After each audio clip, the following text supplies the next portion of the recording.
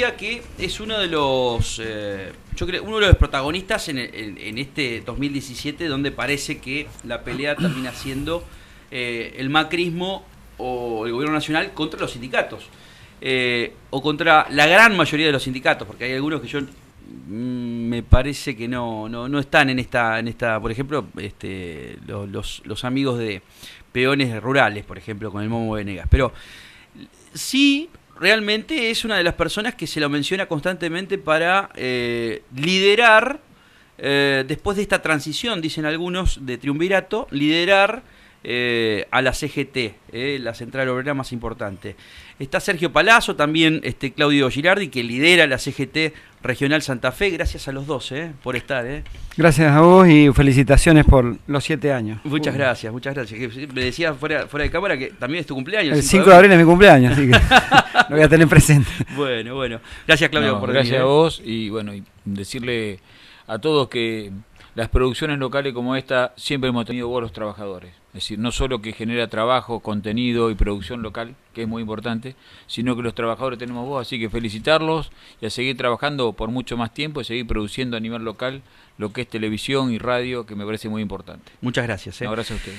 Sergio, ¿recogés el guante cuando se te empieza a mencionar tanto como una posibilidad de liderazgo de la CGT?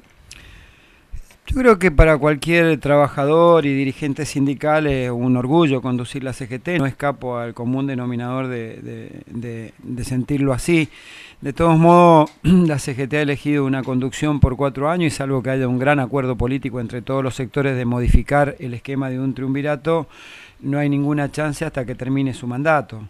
Después de eso, bueno, se verá, creo que... ¿Esto cuándo sería? Y recién tienen 1 año los compañeros, pero fue elegido por 4 años el triunvirato. Está bien que está esa impugnación que hizo justamente el Momo Venegas y de la que le han dado traslado a la CGT en estos días, aduciendo de que estatutariamente no existe la figura de un triunvirato en el estatuto y que por otro lado no se cumple el cupo femenino dentro del Consejo Directivo. Hay que ver cómo termina eso. Pero el Congreso de la CGT fue claro, se expidió. Nosotros, tanto bancario como el resto de los sindicatos nucleados en la corriente federal, decidimos quedarnos en la CGT, pero no aceptar cargo, básicamente porque, más allá de los cargos y que nosotros interpretábamos que el triunvirato tenía que, si íbamos a buscar un marco de alianza de todos los sectores, estaban faltando sectores, faltan los sindicatos nucleados en el MASA, faltábamos nosotros de la corriente federal. Decíamos que no había un programa de la CGT para confrontar con el gobierno y que debía haber un nivel de confrontación mayor porque ya cuando se eligió el triunvirato ya habían ciertos problemas y el gobierno daba claros indicios de hacia dónde iba su política y que iba a ser nociva para los intereses de los trabajadores. Cuando se está en una especie de batalla entre el gobierno nacional y el sindicato, o sea, yo de este lado le hablo a mi 30%, como recién le decía a un análisis espectacular el tuyo, yo coincido plenamente. ¿Le habla el núcleo duro, Macri? Yo creo que consolidó el discurso hacia su núcleo duro el día de la marcha del 1 de abril, claramente las expresiones bastante variadas, por cierto, que tuvo esas consignas, tenían que ver con el núcleo duro, es decir, los desaparecidos no son desaparecidos, los maestros vayan al frente del aula, vayan a trabajar, gritaban contra, según ellos, los choriplaneros, como le dicen, es decir, cierto desprecio por un sector de la sociedad que la está pasando mal. Creo que a partir de ahí él decide, y tu análisis espectacular, porque decide consolidar el núcleo duro de ese 30% de votos, y por otro lado, ante 2 situaciones que vive la oposición, que por un lado es la diáspora de no ponerse de acuerdo, y segundo que aún poniéndose de acuerdo creo que falta un candidato que genere esperanza, cosa que el voto desencantado de Macri no termine en el que se vayan todos y termine en la política, buscando solución a través de la política y no a través de la anarquía, ¿no? Estoy de acuerdo, y sumado que hay una situación que se dio después de la movilización de la CGT, donde ganaron algunos, las bases ganaron el palco y que tuvieron que salir dirigentes del triunvirato bastante, digamos, deslegitimados después de esto, por lo menos, digamos, en lo que se dio en los medios de comunicación. Por eso, ¿cómo la ven de adentro? Aquí ya también te hago participar, Claudio, esta cuestión de... Pues, yo creo, mi lectura es que no hay nada más representativo, hasta políticamente hoy, que si estaría todo el movimiento obrero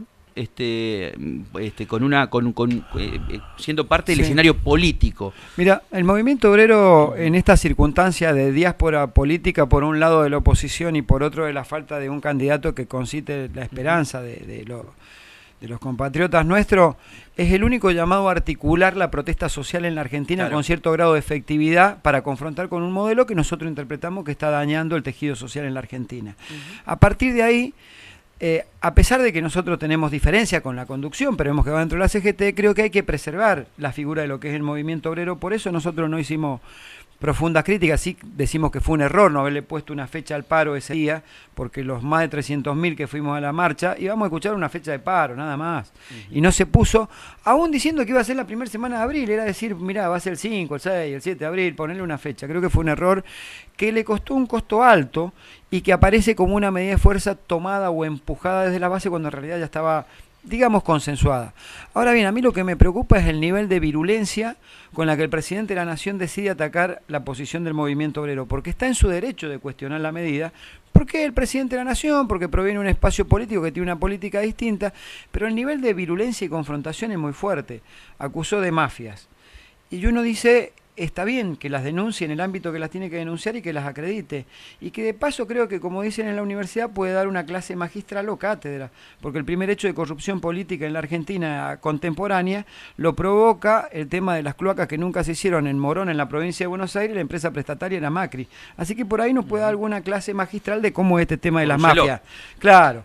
Después plantea el tema de que 15.000 millones de pesos le sale a la Argentina el paro, pero paralelamente no pone sobre las mesas que una decisión política de él decidió desprenderse de 70.000 millones del erario público en beneficio de los sectores concentrados de la economía, quitando retenciones o impuestos, por ejemplo, a las mineras.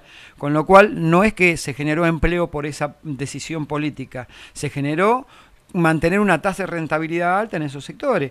Y por último, confluye en esta posición, digamos, que tuvo de represión en algunos sectores que estuvieron cortando los piquetes, más allá que uno no acuerde, y la CGT no había acordado con eso. Claramente también repudiamos y rechazamos ese tipo de represión a las expresiones que se estaban vinculando, porque por otro lado también te presiona y nadie dice nada. En el caso de los bancos, mandaron notificaciones el día anterior, quién iba a parar y quién no iba a parar para presionar. Mandaban notificaciones que tenían remis, taxi, y en algún banco hasta que tenían que concurrir a la sucursal más cercana o a una comisaría a decir que querían ir a trabajar. Entonces hubieron presiones de los dos lados, nada más que para uno hubo represión, para otro contención, digamos, entre comillas, ¿no? Sí, sí. ¿Cómo repercute en Santa Fe esto? Te escuchaba el otro día hablar también de lo que puede llegar a ser inclusive lo dijiste en la radio, en Radio M, cómo debería ser también el trabajo de la CGT regional de Santa Fe. ¿Qué pensás vos que va a hacerse? Primero se tiene que normalizar toda esta situación entre el gobierno y los sindicatos, después ir por ver qué va a pasar en la CGT y cómo se empieza a generar, digamos, en las distintas regionales. A ver, a mí me parece, primero cuando nos vinimos de Buenos Aires de la marcha, vinimos, yo he dicho en algunos medios acá, con sabor a poco. Fuimos, como decía Palazzo, a buscar una fecha, que además ya había un consenso, digo, creo que fue un error, creo que se salió de ese error, se saldó con la medida de fuerza, una medida de fuerza que fue contundente. Digo, me parece que nosotros, para armar una unidad, tiene que ser una unidad con contenido. Digamos, si nos vamos a amontonar todos sin un contenido, sin un programa de la CGT, seguramente va a durar poco. En ese marco me parece que la unidad del movimiento obrero se tiene que empezar a dar. Si no la podemos unificar jurídicamente, hay que hacerlo en la calle. Hay que buscar mayores coincidencias. Acá hace 3 años que venimos trabajando con la CTA, no somos lo mismo, ni orgánicamente, ni pensamos muchas cosas lo mismo, pero empezamos a buscar las coincidencias y las pusimos por encima las diferencias. Algunas programáticas, otras de formato y otras de personas, ¿no? Y pusimos lo que tiene que ver con los trabajadores primero.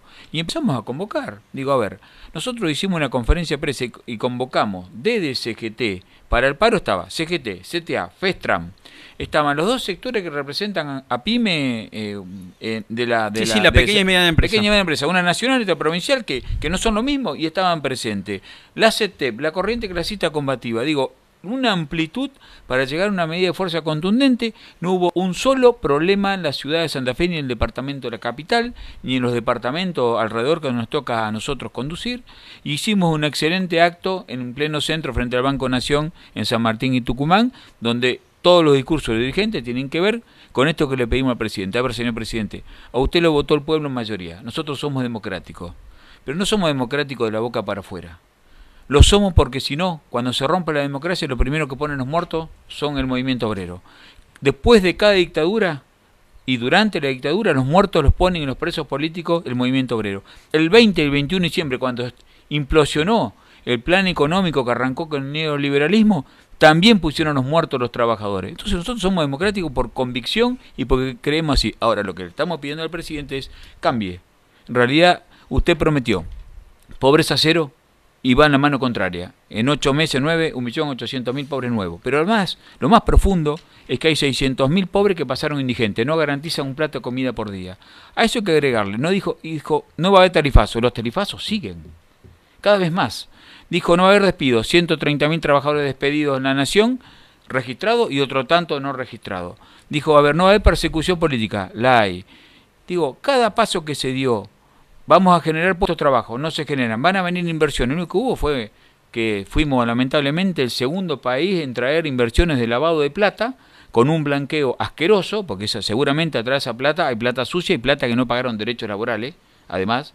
Digo, pero hasta ahora no hay nada que le sirva al pueblo, ni a las pequeñas y medianas empresas, ni a las pequeñas producciones agrícolas, sí beneficiaron un grande, y menos aún a la clase trabajadora, activa, pasiva, registrado, no registrado, y por sobre todo a ese 30% de trabajadores que hoy no encuentran trabajo. Gracias, Claudio. La última, Sergio.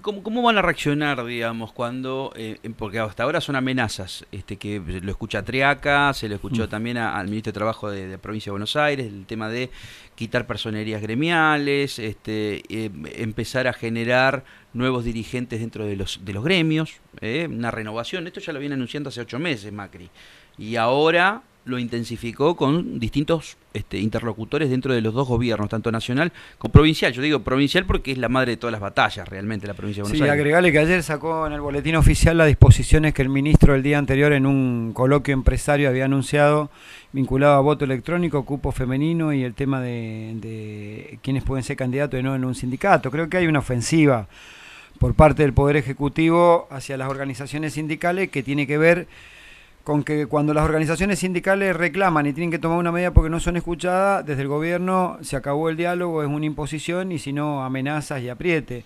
A mí me parece bien que el gobierno haya decidido impulsar el tema del cupo femenino. Nosotros, nuestro sindicato, lo cumplimos y acabadamente, sobradamente, así que no tenemos ningún problema.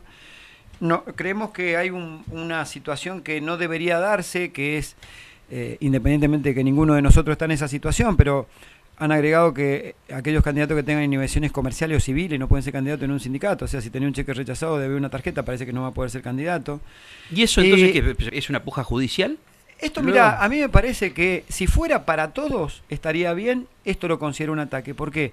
Porque no hace lo mismo con los clubes de fútbol, las organizaciones empresarias. Agarrar el coloquio de ideas, la Constitución, una sola mujer sobre 35 directivos. Entonces es para un solo sector. Poder judicial. Claro, Poder Judicial. Es para un solo sector este tema, con lo cual demuestran claramente su intencionalidad. La quita de personería gremial se la da la justicia. El gobierno se está arrogando facultades y patoteando administrativamente para ver cómo quiebra el sindicalismo. Y creo que es un error y una equivocación de este gobierno buscar por la vía de la coacción la sumisión de los dirigentes sindicales. ¿Puede haber otro paro general? Yo creo que si no hay respuesta por parte del gobierno se van a intensificar las medidas de fuerza, esto está claro. Ojalá el gobierno actúe presuroso como actúa cuando le reclaman los sectores poderosos. Las medidas de este gobierno por vía de evaluación, quita de impuestos, retenciones y tarifazo, implicó 18.000 millones de pesos de dólares de transferencia a los ricos, que es el 4% del PBI. Y las medidas que se tomaron en favor de los sectores de menos ingresos, llámese disminución del IVA a los jubilados, el bono ese que le dieron a fin de año a los jubilados, significa el 1% del PBI. Claramente un gobierno de ricos y que es poderoso con los más débiles y débil con los poderosos. Gracias, Sergio. No, gracias a vos. Gracias, Claudio. No, gracias a vos también.